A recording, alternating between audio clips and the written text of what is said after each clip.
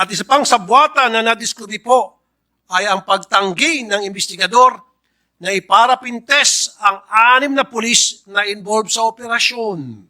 Mr. President, my dear colleagues, kagabi po, ako po ay pumunta sa isang lamay ng isang binata sa Nabotas na bago siya binawian ng buhay, punong-puno po siya ng pangarap para sa kanyang sarili at sa kanyang pamilya.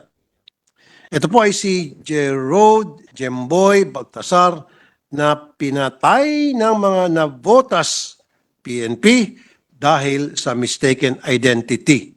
Ayan po siya. Kung malalapatin niyo po, I would like to share a short video of my conversation with the mother of Jemboy. Meron po tayong video.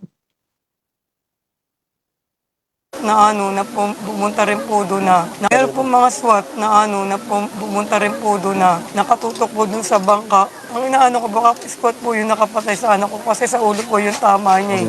Mahinang audio. Dapat po yung nangyari. Mga alauna po. Posible po hindi nila nakilala yung anak ko. Sana po tinanong nila kung ano yung pangalan ng anak ko. Sir, sasali ko na rin po yung, di ba po patay na yung anak ko, nakalagay po siya sa styrofoam. Nandun po yung mga polis, meron po lalaki bumaba, hinila pa po yung anak ko sa may burak. Tapos po, ang ginawa niya, pinag-isipan niya po pa po yung anak ko. Meron po talaga nakakita na patay na yung anak ko, pinag-isipan niya po. Tapos may balak siyang parang babaunan niya pa ng droga yung anak ko. Meron po mga Nakakadurog po ng puso at nakakagalit ang sinapit niya sa kamay ng ating mga...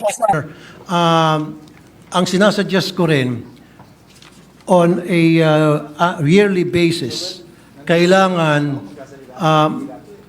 sumailalim yung ating mga pulis sa tinatawag na neuropsychiatric exam at random drug test. Kasi nga, ang nangyari ngayon, minsan lang sila neuropsychiatric exam and then after that, go na sila, libre na sila. Kasi pwedeng pumasa sila nung time ng kanilang recruitment, pero after a year or two, nagbago yung kanilang situation because of anxiety, stress sa trabaho, pagod. So doon na pumasok yung pagkakaroon nilang topak sa ulo. So kapag regular ang kanilang pag-undergo ng neuropsychiatric exam, mahuhuli po yun, masasara sila. So pwede silang muna papahingayin at magamot.